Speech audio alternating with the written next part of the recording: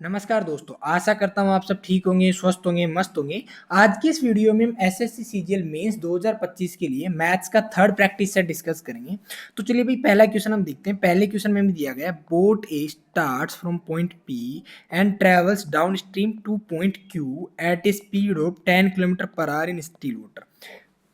देखो यहाँ से हमें बोला गया है कि जो आपकी बोट ए है उसकी स्पीड है 10 किलोमीटर पर आवर, और ये एक पॉइंट है पी, यहाँ से क्यू की तरफ जा रही है, और क्यू की तरफ जा रही है तो ये जो आपका है डाउन स्ट्रीम जा रही है। डाउन स्ट्रीम मतलब धारा की दिशा में बह रही है। The speed of the current is 3 kilometre per our. जो करंट की स्पीड है वो है 3 किलोमीटर पर आवर। ठीक है भाई। अब जब ये धारा की दिशा में जा रही है तो ए की स्पीड जो होगी डाउन स्ट्रीम तो 10+3 हो जाएगी। अगर मैं बात करूँ अप स्ट्रीम तो अप स्ट्रीम 10-3, मतलब ये 13 और ये 7 किलोमीटर पर आवर इसकी स्पीड हो गई। ठीक है भाई। आगे हमसे बोला गया है 2 आवर्स लेटर, मतलब ये 2 आवर तक तो चलती है, 2 आवर तक चलेगी इसकी दिशा में चलेगी। तो 13 इंटू 2 मतलब इसने कितनी डिस्टेंस कवर कर ली? 26 किलोमीटर। ठीक है भाई। बोट भी start from the same point P and travels down stream to point Q at the speed of 12 kilometre per hour in still water. 2 घंटे बाद एक बोट है बी, इसकी स्पीड हमारी 12 किलोमीटर पर आवर। ये स्टार्ट होती है पी से और ट्रैवल करना स्टार्ट कर देती है डाउन स्ट्रीम। ठीक है भाई। आगे हम आगे हमें दिया गया है boat A immediately turn back upon reaching point Q. Boat A Q पर पहुंचती है और यहाँ से ये रिटर्न होना स्टार्ट हो जाती है and start return up stream. और जब ये वापस आती है तो भाई ये अप स्ट्रीम में आएगी, क्योंकि जा रही है, जाइए डाउन स्ट्रीम में रही है तो आएगी तो अप स्ट्रीम में आएगी। बोट भी कंटिन्यू मूविंग डाउन स्ट्रीम, और बोट भी फिर भी आपकी अभी डाउन स्ट्रीम में ही चल रही है। If the two boats meet 6 hours after boat B started. दोनों जो नाम है वो कब मिलती है? 6 घंटे बाद मिलती हैं। जब बी के स्टार्ट होने के 6 घंटे बाद, बी के स्टार्ट होने के 6 घंटे बाद का मतलब है ए तो आपका पहले ही 2 आवर चल चुका था, मतलब जो ए चली, ए कितनी चली? 8 आवर, और बी कितनी चली आपकी? 6 आवर। ठीक है भाई। And this meeting occurs during boat A's return journey. और ये जो मीटिंग हुई वो कहाँ हुई? जब आपकी ए रिटर्न हो रही थी। भाई बी तो अभी भी आपकी डाउन स्ट्रीम ही जा रही है, लेकिन ए अब आपकी अप स्ट्रीम में आ रही है। Find the distance between P and Q. हमें पी और क्यू के बीच की डिस्टेंस निकालनी है। तो देखो भाई, ये हमारा ट्रैक है। इस ट्रैक पे ये जा रही है आपकी, यहाँ पे पहुंची बी पहुंच गई यहाँ पे। ठीक है। ये पी से क्यू है, बी यहाँ पे पहुंच गई, और ए आपकी यहाँ से यहाँ चलने के बाद फिर यहाँ से यहाँ पहुंची। तो बेसिकली आप बोल दोगे कि सर जो बी है, बी की स्पीड कितनी है भाई? अप डाउन स्ट्रीम जा रही है तो 12 और 3 15, 15 किलोमीटर की स्पीड से, 15 किलोमीटर की स्पीड से कितने आवर चला? 6 आवर। मतलब इसने कितनी डिस्टेंस कवर की? 90 किलोमीटर। तो बी तो आपका 90 किलोमीटर चला। ए आपका कितना चला? ए आपका पी से क्यू तक पूरी डिस्टेंस चला, और यहाँ से यहाँ तक कुछ डिस्टेंस चला। तो मैंने मान लिया कि ये वाली डिस्टेंस कितनी है? एक्स। भाई यहाँ से यहाँ तक की जो डिस्टेंस हो कितनी है? एक्स।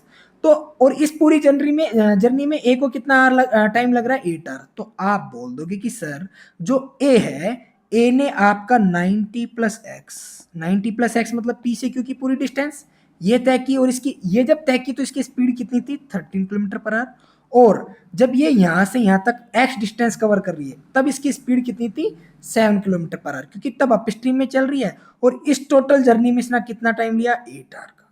ठीक है भाई। अब हमें यहाँ पे इसकी वैल्यू निकालनी है, पी से क्यू की डिस्टेंस। अब पी से क्यू की डिस्टेंस भाई कितनी है? 90+x। तो अब हम क्या करेंगे यहाँ से? अब हम जाएंगे ऑप्शन से। अब देखो, अगर मैं मान लो ये पूरी जो पी से क्यू की डिस्टेंस है ये 94.9 मान लेता हूँ, तो मैं इसकी जगह रखूंगा 94.9 डिवाइड बाई 13 प्लस एक्स हमारा क्या होगा भाई? ये बराबर 94.4 है। भाई ये जो डिस्टेंस पूरी अगर 94.4 है तो इतनी तो 90 हो गई, इतनी कितनी बची? ये 4.9 बची। ये 4.9 डिवाइड बाई 7, ये पूरा कितना आना चाहिए? 8। तो देखो जब मैं इसको करूंगा तो कितना आएगा? 13×7 = 91, 3×9 = 39, और ये 7.7। तो 7.3 प्लस 0.7 आपका क्या बन रहा है 8 आर, मतलब हमारा जो ऑप्शन है वो सेटिस्फाई कर रहा है कौन सा ए, तो हमारा ए ऑप्शन हो जाएगा। देखो इस क्वेश्चन को समझाने का मेरा बस यही मकसद था कि आप जब यहाँ पे सीधे इसको सोल्व करने की बजाय ऑप्शन से जाओगे तो आपके लिए जर्नी थोड़ी आसान हो जाएगी। ऐसे क्वेश्चन एग्जाम में आएंगे तो आपको फर्स्ट गो में स्किप करने हैं, लेकिन इनसे डील कैसे करना है वो मैंने यहाँ पे आपको समझाया है भाई।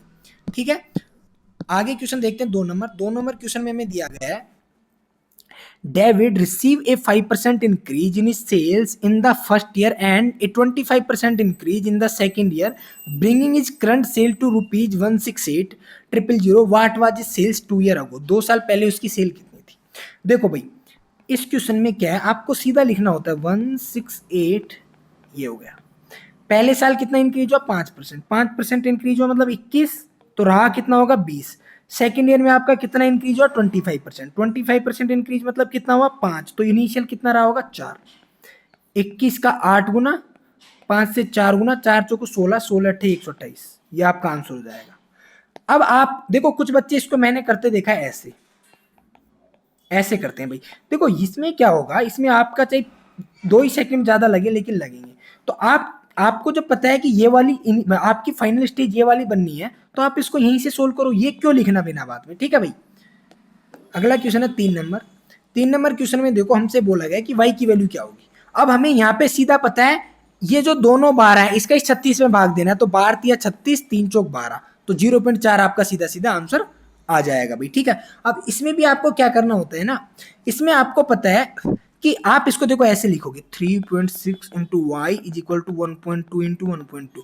जब आप ये लिखोगे तो आप ट्राई करो कि ये वाली कैलकुलेशन माइंड में कैलकुलेट करो सीधा। आपको पता है 12 से 3 बार, 3 से 4 बार, तो सीधा आपका 0.4 आपका आंसर हो जाएगा भाई। ठीक है, अगला क्वेश्चन हम देखते हैं 4 नंबर। 4 नंबर क्वेश्चन में हमें दिया गया है mister x spends 25% of his income on house rent.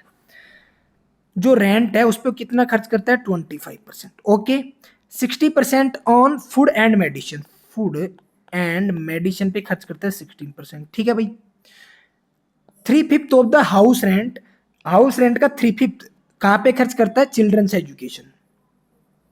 Education पे 25 का 3/5 हो जाएगा 15%। ओके, 12% ऑन फ्यूचर इन्वेस्टमेंट, अगर मैं बात करूं इन्वेस्टमेंट की तो यहाँ पे 12% खर्च कर रहा है। ठीक है भाई, 12% on travel and entertainment, travel and entertainment पे खर्च कर रहा है 12%।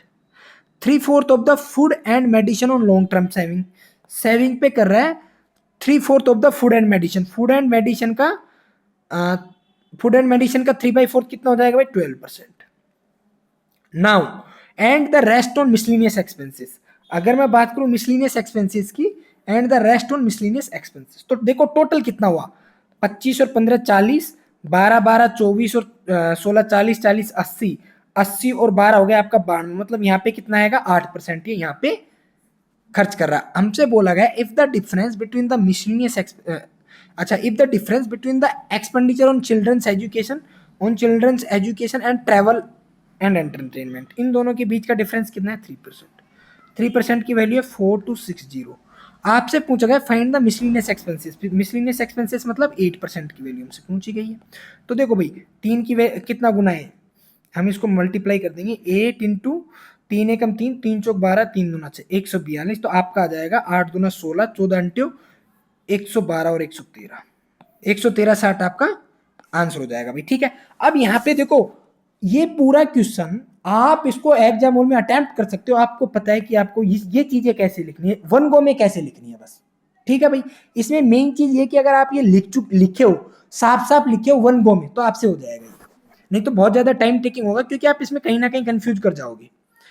अगला क्वेश्चन है भाई हमारा 5 नंबर। 5 नंबर क्वेश्चन में हमें दिया गया है A and B start a job on the 8th day, both stop and another team D and D complete the remaining work in 4 days. D and D work at the same pace as A and B. देखो भाई जितनी A और B की speed है उतनी speed D और E की है। अगर दोनों की स्पीड बराबर है तो आप D और E को भी A B बोल लोगे, तो आप बोल दोगे जी कि ए और बी ने जो पहले तो 8 दिन काम किया और 4 दिन यहाँ पे किया, मतलब ए प्लस बी आपका टोटल काम 12 दिन में कंप्लीट करते हैं। हमसे बोला गया है in how many days can A and B complete 80% of the work. तो वही बोल दोगे कि जो 12 दिन में पूरा काम कर रहे हैं तो 4/5 काम करने में कितना टाइम लेंगे? 12×4 = 48, 9.6 डेज आपका ले लेंगे। ठीक है भाई, तो यहाँ पे आपको कंफ्यूज होने की जरूरत ही नहीं है, ए और डी आपका बी और ई के बराबर है। तो ये बहुत प्यारा क्वेश्चन था अलजेब्रा का। इस क्वेश्चन में अगर आपके दिमाग में क्लिक कर गया तो बहुत अच्छा है, अगर नहीं किया, आपको फॉर्मूलाज नहीं पता, अगर आपको क्लिक नहीं किया तो आप इसको कितना भी ट्राई कर लेना, एग्जाम में नहीं होगा। इसमें बेसिकली आपको दिया गया था a माइनस बी। अब a माइनस बी में भी देखो आपको देखना है कि ये क्या है, ये आपका √5 इंटू √11 का क्यूब है, क्योंकि √5 का क्यूब 5√11 5√5, √11 का क्यूब 11√11 माइनस ये आपका √17 का क्यूब है। ये दिखना चाहिए भाई, ये √17 का क्यूब है, √17 का क्यूब है। तो बेसिकली आपका बना क्या, ये बना a cube minus B cube minus 3ab, ये आपका a है, b है, 3ab ये है a इंटू बी, ब्रैकेट में a into B, sorry 3ab a minus B, ये आपका a cube minus B cube minus 3ab a minus B. ये आपका क्या होता है, ये फॉर्मूला होता है आपका a माइनस बी के होल क्यूब का फॉर्मूला होता है। a माइनस बी का होल क्यूब मतलब a आपका क्या है भाई, a आपका √11 इंटू 5 77, ठीक है, माइनस बी आपका क्या है √17, इसका क्यूब दे रखा है आपको। और हमसे पूछा क्या भैया, सॉरी 11 इंटू 5 55 आएगा ना भाई, 11 इंटू 5 55। हमसे पूछा क्या गया, इसका क्यूब रूट क्या होगा। अगर इसका क्यूब रूट करेंगे हम, तो इसका क्यूब रूट करेंगे तो आपका क्या हो जाएगा, √55 माइनस √17। तो बेसिकली आपका फॉर्मूला था कि a cube minus B cube minus 3ab a minus B बराबर होता है a माइनस बी का होल क्यूब। देखो भाई ये सारे फॉर्मूले मैंने डाल रखे अपने टेलीग्राम चैनल पे, तो आप एलजेब्रा की जो एलजेब्रा हो गया आपका जितना भी एडवांस में, तो पूरी डिपेंड करती है कि आपके फॉर्मूलाज कितने अच्छे याद है आपको। ठीक है, अगला क्वेश्चन हम देखते हैं भाई 7 नंबर क्वेश्चन में दिया गया है, in an organisation the ratio of man to women is 7:4, man ratio women 7:4 है। ठीक है भाई, 5% of the women and 12% of the man are in the executive category. अगर मैं बात करूं एग्जीक्यूटिव कैटेगरी की, तो इसके तो कितने हैं, 5% of the women and 12% of the man are executive category. Okay भाई, ऑफ द एग्जीक्यूटिव, और इन जो एग्जीक्यूटिव कैटेगरी है उसमें से भी 40% and 20%, 40% of women and 25% of the man respectively are professionally qualified. ये क्या है, प्रोफेशनली क्वालिफाइड है। Find the percentage of non professional women executive among the total employ in the organisation. अब देखो हमें क्या निकाला, non professional women executive. Executive देखो वुमेन कितनी है, 4 का 5% है एग्जीक्यूटिव, और एग्जीक्यूटिव में से प्रोफेशनल कितनी है 40%, तो नॉन प्रोफेशनल कितनी हो जाएगी 60%। तो आप बोल दोगे जी कि जो 4 का 5% है ना, इस 5% का 60%, क्योंकि भाई 4 का 5% तो क्या हो गया एग्जीक्यूटिव, और एग्जीक्यूटिव में से 40% प्रोफेशनल है, तो नॉन प्रोफेशनल कितने हो जाएंगे 60%। ये हमारे टोटल एम्प्लॉय कितने हैं 7 + 4 11, इसका कितना परसेंट, ये हमें निकालना था भाई। जब हम इसको निकालेंगे तो क्या हो जाएगा, 5 दूना 10, कितना हो जाएगा भाई, ये 12/11, 12/11 मतलब 1.1% आपका आंसर हो जाएगा भाई। ठीक है, अब इस क्वेश्चन में भी आपकी मेन चीज थी कि आप इसको किस हिसाब से एग्जाम हॉल में लिखते हो, बस यही मैटर करता है कि आप कैसे लिखते हो। अगर आपने सही से लिख लिया तो आपसे फर्स्ट गो में हो जाएगा ये वाला क्वेश्चन। अगला क्वेश्चन हमसे बोला गया of the 80,000 registered voters 25% did not vote in the first round. 80,000 voters हैं, उसमें से 25% ने वोट नहीं दिया, मतलब कितने लोगों ने वोट दिया 75%। 75% मतलब आपका कितना हो जाएगा भाई 3/4। ठीक है भाई, of those who did not vote 12% of the votes were invalid, sorry of those who did vote, जिन्होंने वोट दिया उनमें से भी 12% आपके इनवैलिड हो गए। अगर 12% इनवैलिड हो गए तो वैलिड कितने में 88%। 88% का मतलब कितना होता है भाई 22/25। ठीक है, due to a tie in the first round, first round में क्या हो गया टाई हो गया, only the 2 leading candidate advanced to the second round. अब जो 2 कैंडिडेट है वो सेकेंड राउंड के लिए गए, where only 80% of the total of the valid voters from the first round. जो फर्स्ट राउंड में वैलिड वोट हमारे ये थे इनके 80% लोगों ने वोट डाले, ठीक है भाई। In the second round one candidate received 30% of, देखो अब इसके भी 80% लोग वोट डालने आए, मतलब कितने लोग, इसके 4/5 वोट डालने आए सेकेंड राउंड में। One candidate received 30% of the votes, एक कैंडिडेट को 30% वोट मिले, and the other candidate received the remaining, तो दूसरे को कितने मिलेंगे, 70। By how many votes did the winner win in the second round, तो भाई देखो इसको 30 मिले, इसको 70 मिले, तो कितने से जीता, 40% से, तो इसका 40% मतलब 2/5 हमें निकालना था। तो 25 चौक 100 से तो 100 काट दोगे यहाँ पे आप सीधा, 25 25 25 चौक 100 यहाँ से यहाँ काट दोगे, तो आपका बेसिकली ये क्या बना, 4 दूना 8, बाई 8 176, 176 का 3 गुना 8 इंटू 4 इंटू 176, ये आपका आएगा। अब देखो यहाँ से यूनिट डिजिट सबका 6 है, तो आप लगा नहीं सकते, तो आप इसका कितना, 176 का 4 गुना कितना हो जाएगा भाई, 6 चौक का 24, 17 चौक को 68 और 2 70 इंटू 8 चौक 32, 7 8 56। ये कहाँ पे कैलकुलेशन मिस हो रहा है यहाँ पे, 25 चौक 100, ओके, 25 चौक 100, 55 25, 55 25 25 चौक 100, 8 इंटू 4, ओके ओके ओके भाई, 4 दूना 8 बाई 8 176 इंटू 3 गुना और करेंगे भाई, ये 3 रह रहा था ना इसका, तो कितना हो जाएगा, 3 दूना 6, 3 तिया 9, 6 तिया 18, 5 तिया 15 1 16, 16 896 आपका आंसर हो जाएगा भाई, ठीक है। अब देखो यहाँ से आप देखने को 3, हाँ 3 का मल्टीपल भी देख सकते थे, 3 के मल्टीपल तो बहुत सारे होंगे, 9 6 8 और 1 9, ये नहीं है, 9 8 8 और 1 9, ये भी नहीं है, 6 9 6 8 और 1 9, ये और ये 2 3 के मल्टीपल थे, तो बेसिकली आपको इसकी कैलकुलेशन करना ही ठीक रहेगा, इसकी कैलकुलेशन कोई इतनी टफ भी नहीं थी। आप देखो फर्स्ट राउंड में आप अवॉइड करो कि 3 का मल्टीपल देखना, अगर आपकी कैलकुलेशन ईजी हो रही है तो ये चीज ध्यान रखना। बहुत सारे कैंडिडेट ऐसे होते हैं जिनको हमने बता दिया कि भाई आपको इसमें 3 का मल्टीपल देखना है, 9 का मल्टीपल देखना है, तो इजी कैलकुलेशन में भी सिर्फ वही फाइंड आउट करते रहना, नहीं, वो आपको ऐसी जगह देखना जहां पे आपको लगता है कि कैलकुलेशन टफ होने वाली है। अगले क्वेश्चन में हम चलते हैं भाई 9 नंबर में। 9 नंबर क्वेश्चन में हमें दिया गया है, a solid metallic sphere is cut into 8 equal piece by making 3 mutually perpendicular cuts through its centre. Okay, the sum of the total surface area of the 8 pieces is what percentage more than the surface area of the original sphere। देखो ये वाला question आपसे पहले भी एक बार CGL mains में पूछा गया था। इस क्वेश्चन में आपसे बोला गया कि आपका एक स्फीयर है, जब आप इस स्फीयर को 3 पार्ट्स में कट करते हो तो आपको 8 एक्स्ट्रा पीस 8 पीस मिलते हैं।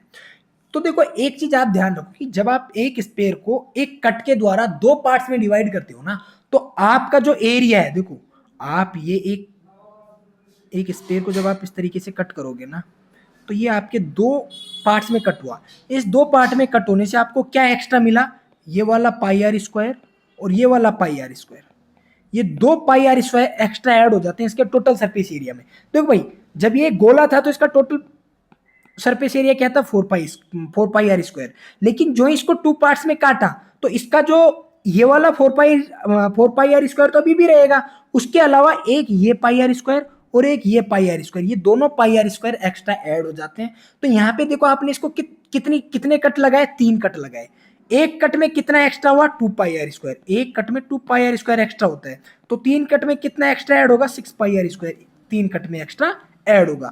तो बेसिकली जो पहले इसका टोटल सरफेस एरिया था वो क्या था, 4 पाई आर स्क्वायर, पहले ये था, अब कितना हुआ, अब आपका 4 पाई आर स्क्वायर तो ये और 6 पाई आर स्क्वायर वो, मतलब कितना हो गया, 10 पाई आर स्क्वायर। तो आप बोलोगे जी कि पहले तो 2 था अब हो गया 5, कितना एक्स्ट्रा हुआ, 3, कितने पे, 2 पे, इंटू 100, तो कितना परसेंट हो जाएगा, 150%। ठीक है भाई, ये भाई बहुत प्यारा क्वेश्चन है, इसको ध्यान रखना। बाकी इसमें मेन चीज वही थी कि आपने अगर दिमाग में उसकी स्ट्रक्चर बना ली ना तो हो जाएगा। आपका जो पूरा ये है ना, पूरी 3D है, वो डिपेंड करती है कि आप कितनी अच्छी तरीके से चीजों को इमेजिनेशन कर पाते हो।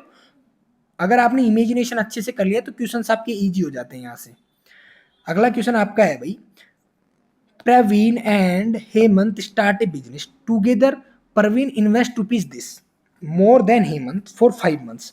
आपका जो परवीन है उसने 5 मंथ के लिए इन्वेस्ट किया और कितने रुपए एक्स्ट्रा इन्वेस्ट किया, 88,000 रुपए। और जो आपका हेमंत है उसने 6 महीने के लिए इन्वेस्ट किया, Hemant invest for 6 month of the total, ठीक है okay, of the total profit of this, इस टोटल प्रॉफिट में से Parveen share exceeds Hemant by इतना, मतलब परवीन को इतना ज्यादा मिला हेमंत से। तो देखो मेरे को सीधा दिखा 19 चौक 76, इसका ये 4 गुना है सीधा सीधा, ये 4 है ये 1 है। तो आप बोल दोगे कि जो टोटल 4 है उसमें से Parveen share exceeds Hemant by 1, मतलब इसको 1 ज्यादा मिला। तो आप बोल दोगे जी कि भाई जो इसका है परवीन का शेयर वो कितना हो गया 5, और हेमंत का जो है वो कितना हो गया 3। यही है भाई the total profit of this Parveen share exceed Hemant by this, Parveen का शेयर ज्यादा इसलिए ठीक है। अब आपको यहां से P अपॉन H कितना मिला भाई,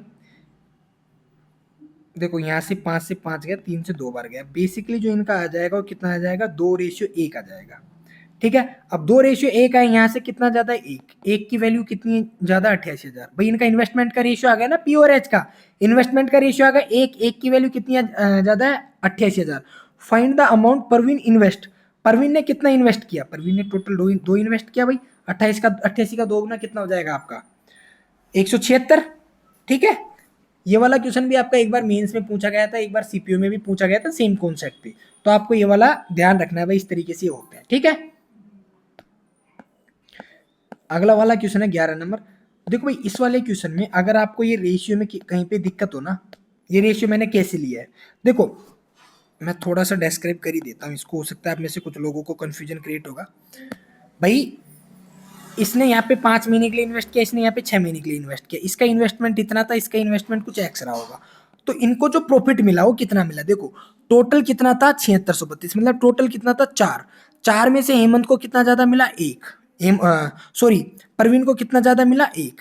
अब आपको पता है कि परवीन को 1 ज्यादा मिला है, टोटल 4 है, तो ये आपका परवीन प्लस हेमंत का कितना था 4, और परवीन माइनस हेमंत आपका कितना है 1।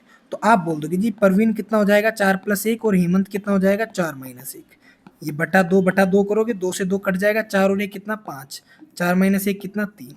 ठीक है, अब इन दोनों का 5 से 5 यहाँ से कट गया था, 3 से 2 बार यहाँ पे कट गया था, तो 2:1 यहाँ से आपका इस तरीके से आया था। अब कुछ लोग सीधे बोल देंगे कि सर ये आपने कैसे 5:3 ले लिया, हमें समझ में नहीं आया। ठीक है, तो उसके लिए मैंने थोड़ा सा एक्सप्लेन किया है। अगला क्वेश्चन हम देखते हैं भाई 11 नंबर क्वेश्चन में बोला गया, बहुत प्यारा क्वेश्चन है भाई एवरेज का। The average age of a family of n members is 25 years, n members की एक फैमिली है, उसका एवरेज 25 ईयर है। ठीक है, if the youngest member is 10 years old, जो सबसे छोटा बच्चा है वो 10 साल का ही है, अभी कितने साल का 10 साल का। ठीक है, and the ratio of the average age of the remaining n-1 members just before the youngest members was born to the present average age of the eldest n-1। अब देखो जो n है उनकी प्रेजेंट एवरेज 25 है, लेकिन हमसे बोला गया कि सबसे बड़े n-1 मेंबर्स का प्रेजेंट एवरेज, सबसे बड़े n-1, सबसे बड़े n-1 का मतलब है कि जो सबसे छोटा बच्चा है इसको हम निकाल देंगे। अगर हम इसको निकालेंगे तो देखो इसका अभी करंट में जो कितनी एज है 10 साल इसकी एज है, इसकी एज कितनी है 10 साल, तो 10 साल इसकी एज है जब ये जाएगा, भाई इन सब का तो एवरेज 25 है, लेकिन जब ये जाएगा 10 साल का बच्चा, तो इसको हमने यहां से 15 एक्स्ट्रा दे रखा था, तो 15 अपना वापस लौटा के जाएगा और बोलेगा कि भाई n-1 सारे कैंडिडेट आप डिस्ट्रीब्यूट कर लो। मैंने क्या समझाया, इन सब का एवरेज 25 था, इन सब का एवरेज 25 था, मतलब जो सबसे छोटा आदमी है 10 साल का उसका भी एवरेज 25 है। अगर हम इसको निकाल देंगे तो ये जब बाहर जाएगा तो भाई बोलेगा कि मेरा जो 10 है वो तो मैं लेके जाऊंगा, लेकिन जो एक्स्ट्रा 15 मुझे दे रखा है, इसको एक्स्ट्रा 15 जो मिला हुआ था, क्योंकि इसका भी यहाँ तो एवरेज 25 ही बन रही थी ना, तो इसको जो 15 दे रखा था वो इन n-1 कैंडिडेट्स ने दे रखा था, तो ये जब जाएगा तो बोलेगा कि भाई ये अपना n-1 आप वापस रख लो और आप सभी डिस्ट्रीब्यूट कर लो, तो ये n-1 का एवरेज है प्रेजेंट। अगर हमसे बोला जाए कि जब ये बोर्न हुआ था, अगर बोर्न हुआ था तब की बात करें, तो देखो बोर्न हुआ था 10 साल पहले, तो 10 साल पहले इन सबका अगर मैं बोलूं कि जब वो लड़का बोर्न हुआ था उस टाइम पे इनका एवरेज कितना रहा होगा 15। मैं बोल रहा हूँ just after the born, just उसका बर्थ हुआ, हमने इसको इंक्लूड कर लिया, बर्थ होते ही उसकी एज तो 0 थी, भाई बर्थ होते ही उसकी एज तो 0 थी, लेकिन इन सबका एवरेज 10 साल पहले -10 रहा, इसमें से 10 घटा देंगे तो 15 हो गया। अब मैं बोलूं कि इसको मैं हटा दूं, जो जन्म हुआ उसको हटा दूं, तो मतलब मैं n-1 कैंडिडेट लूं, तो एवरेज कितना हो जाएगा, देखो 15 तो था ही, अगर मैं इसको हटा देता हूं तो यहाँ पे इन n-1 लोगों को ये 15 वापस दे के जाएगा, क्योंकि इसकी एज तो 0 थी, लेकिन यहाँ पे कितनी मानी जा रही थी कि भाई 15 है, एवरेज 15 का मतलब है सबके पास 15-15 है। ये जितने भी एन लोग हैं इन सबके पास 15-15 है। जब ये जाएगा तो अपना 15 लौटा के जाएगा और किन में बांटेगा, n-1 लोगों में। तो देखो भाई हमें इन दोनों का एवरेज दे रखा है, किस किसका, 25 plus 15/n-1 divide by 15 plus 15/n-1। इनका रेशियो हमें दे रखा है भाई कितना, 3/2। ये रेशियो हमें दे रखा है। यहां से आप बोल दोगे कि सर हमें इन दोनों का जब मैं डिफरेंस निकालूंगा, देखो इन दोनों का जो डिफरेंस हो कितना है, एक की वैल्यू कितनी है भाई, इन दोनों का जब डिफरेंस निकालूंगा तो एक की वैल्यू 10 है। एक की वैल्यू 10 अगर मैं बोलूँ कि तीन की वैल्यू क्या होगी, तो आप बोलोगे सर तीन की वैल्यू हो जाएगी 30। तीन की वैल्यू 30 मतलब जो ये 25 प्लस 15/n-1 है, इसकी वैल्यू कितनी हो जाएगी, 30। यहाँ से जब मैं n की वैल्यू निकालूंगा तो आप बोलोगे जी कि 15/n-1 बराबर होगा 5। तो यहाँ से n-1 बराबर कितना आ जाएगा, देखो 5 या 15, 3 आ जाएगा। तो n की वैल्यू कितनी आ जाएगी, 4। n की वैल्यू कितनी आ गई, 4। हमसे पूछा 9n minus N square, 9n मतलब 9 चौक 36 माइनस 16, 36 माइनस 16 मतलब कितनी आ जाएगी, 20। 20 मतलब कितनी है भाई आपका 5n, 5n ही है भाई 20। तो आपका 5n इसका आंसर हो जाएगा। बहुत प्यारा क्वेश्चन था।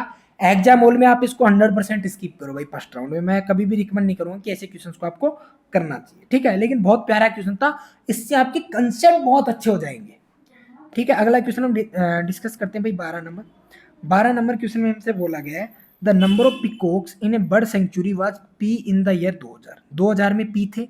The number decrease by 10% in the next डिसेड।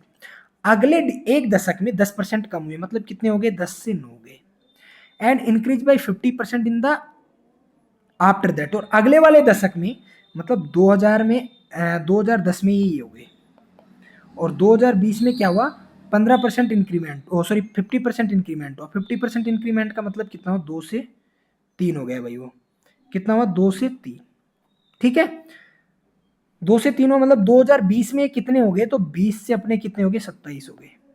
हमसे बोला गया है if the difference between the number of peacock in 2020 and 2000 और 2020 में जो डिफरेंस है वो कितने का हुआ, 7 का। 7 की वैल्यू है 5250 and it increase by 36% in the next half decade. और अगले दशक में क्या हुआ, 36% बढ़ गए। मतलब सॉरी नेक्स्ट हाफ डेकेड का मतलब कितना, 2025, यही होगा भाई। तो 2025 में कितना हुआ, देखो भाई 7 की वैल्यू 5250 है। अगर मैं बोलूं कि 2020 में कितनी हो जाएंगी, तो 2020 में 27 हो जाएंगी। 2025 में 2020 में जितने थे उनमें 36% की वृद्धि होगी, मतलब इसका 136% हमें निकालना है।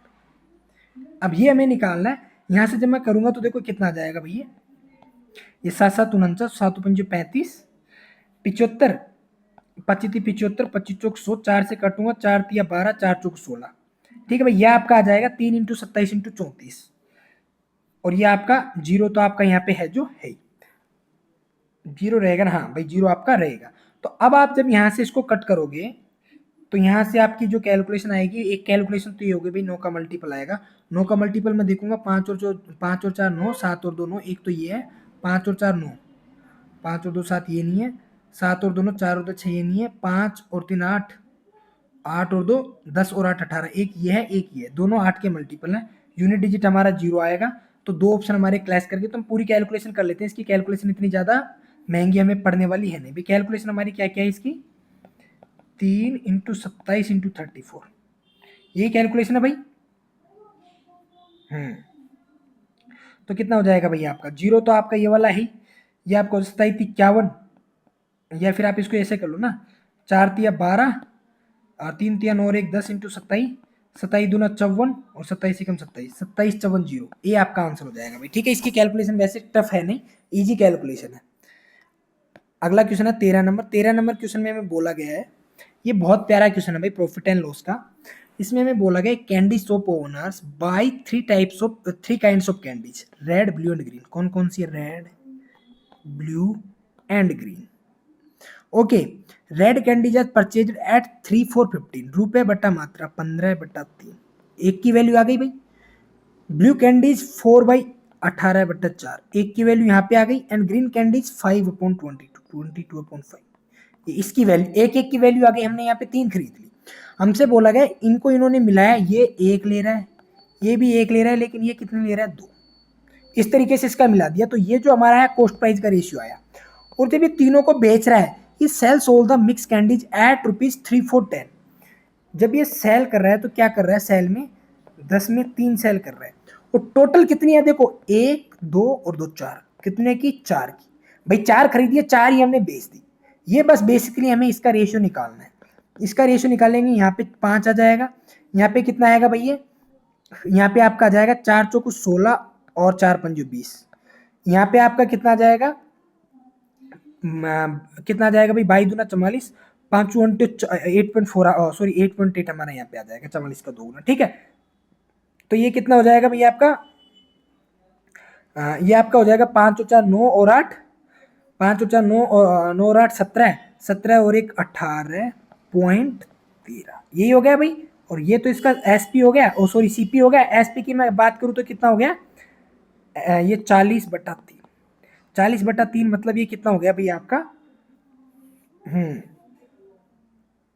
ये आपका 3 तिया 9 18 54 500, ये रेशियो 400, ये इसका सीपी और एसपी का रेशियो हो गया। तो यहाँ से बेसिकली इसको क्या होगा, लॉस होगा, 549 पे लॉस होगा, कितने का लॉस होगा, 149 का लॉस होगा इंटू 100, ये हमारा लॉस आ जाएगा। लॉस हमारा एक ही ऑप्शन में भाई 9.2% हमारा इसका आंसर हो जाएगा, ठीक है भाई। अब देखो हमने आज के इस पेपर में 13 क्वेश्चन डिस्कस किए हैं, तो आशा करता हूं कि 13 क्वेश्चन आपको समझ में आए होंगे।